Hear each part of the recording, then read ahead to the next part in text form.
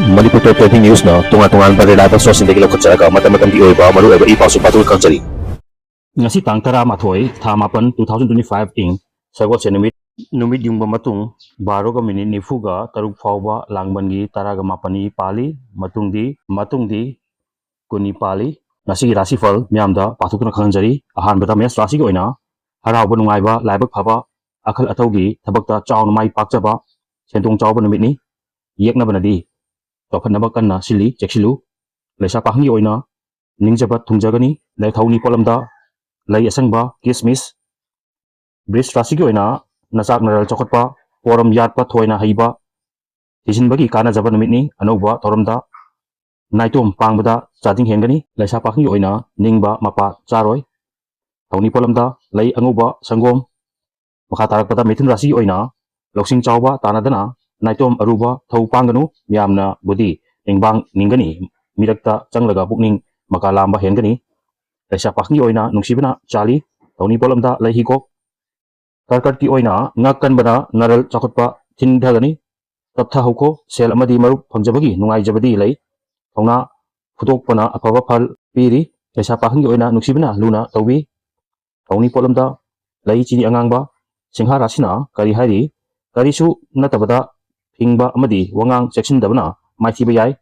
losing chawmi tano yetna rubagi kana phom leiroi panganu cheksilu laisa pahni oina khangko matam lauko thauni polamda lai napu kismis kaina rasi oina ningba mapacha dabasu thajadana mitopna tengbang biba arapaga mateng launaba yabadi lai henglapna wanom thongnom kharadi kanagani laisa pahni oina nungaiba pau tagani thauni polam lai napu kismis dola rasi koina maithiba leiroi kaugunu pachau thana oijaba thiba yargani miyamgi mateng yamna leiba madi hakchang sunungai ba numitni laisa pahni oina ningba chawna thungani thauni polamda lai hiko katu brisik rasi gi oina ningba mapachaba hakchang nuaijaba yekna babu laina laksinba ngamba lai gunu sanbi gata ba numitni anoba thoromsu pangani laisa pahni oina laibu pagani thauni polamda lai anguba sangom katu danu gi rasi na kari hairi danu na kari hairi habada achum batana mangoi narabadi mai pakani loksing pudokpa ngamgani section dabadi nathak thongbana chaibigani nangbigani maram chadana mitna karam lunu kanaroi laisa pahni oina nungai pau tagani thauni polamda lehikok makar rasi mangjagadabagi saruk anauba thabak singdi yethokpana tungda singba tagani panthaba amadi mitop thajarabadi naral mangba soiroi cheksilu laisa pahni oina matam hohanko hojik awaba amadi wakhan toibanu matamni thauni polam lai napu kismis kumba rasina kari hari habada wakhal thoklani yeknaba mayeng tagani amadi oja oitha kharadi phanglani